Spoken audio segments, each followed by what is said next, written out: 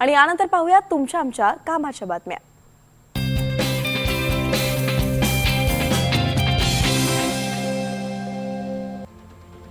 कृषी उत्पन्न बाजार समितीमध्ये शुक्रवारी झालेल्या लिलावामध्ये दर्जेदार कांद्याला प्रति क्विंटल तब्बल 5,000 रुपयांचा उच्चांकी भाव मिळाला।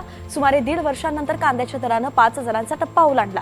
लांबलेल्या या पावसामुळे तर शेती कामांच्या व्यग्रतेमुळे बाजारातील आवक घटलेली आहे। मागणीच्या तुलनेत दर्जेदार पुरवठा कमी असल्याने भाव तेजीत राहिलेत आणि म्हणून शेतकऱ्यांमध्ये समाधानाचं वातावरण आहे।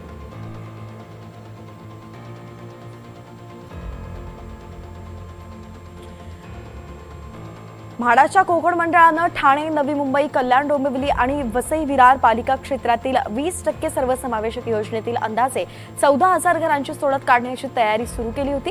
ऑगस्ट अखेरीस आणि सप्टेंबर पर्यंत या सोडतीसाठी जाहिरात प्रसिद्ध केली जाण्याची शक्यता होती, पण आता ही सोडतच अडचणीत आलेली आहे। राज्य सरकारने 20% सर्वसमावेशक योजना म्हाडाकडून काढून घेत या घरांची जबाबदारी संबंधित पालिकांकडे दिलेली आहे आणि या निर्णयाची 12 ऑगस्ट पासूनच अंमलबजावणी सुरू झाली आहे। त्यामुळे ही सोडत काढताना अडचणी येऊ शकतात।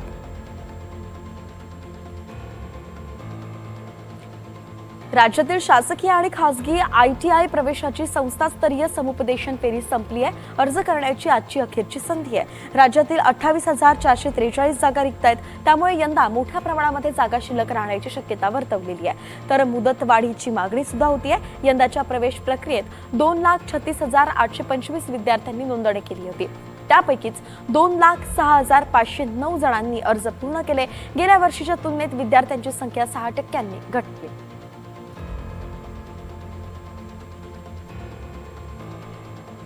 आघाडीची प्रवासी वाहन उत्पादक असलेल्या टाटा मोटर्स पॅसेंजर व्हेकल्सनं येत्या 1 सप्टेंबर पासून वाहनांच्या किमती वाढवण्याची शुक्रवारी घोषणा केली। कच्च्या मालाचा वाढलेला खर्च आणि महागाईचा दबाव यामुळे टाटा मोटर्सनं सर्व प्रवासी वाहनांच्या किमती या 25,000 रुपयांपर्यंत वाढवण्याचा निर्णय घेतलाय।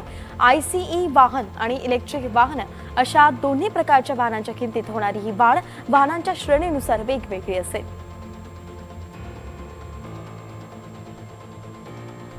CSMT इथल्या प्लॅटफॉर्म क्रमांक 16 वरील काम 7 महिन्यांनंतर सुद्धा पूर्ण होऊ शकलेलं नाहीये आणि या एका प्लॅटफॉर्मसाठी तब्बल 5व्यांदा ब्लॉकची मुदत वाढवण्यात आलेली आहे। आता 5 सप्टेंबर पर्यंत ब्लॉक घेतला जाणार असल्याचं मध्य रेल्वे प्रशासनाने शुक्रवारी जाहीर केलं। त्यामुळे तेजस एक्सप्रेस आणि इतर गाड्यांच्या प्रवाशांचे आणखी 15 दिवस प्रचंड हाल होणार आहेत।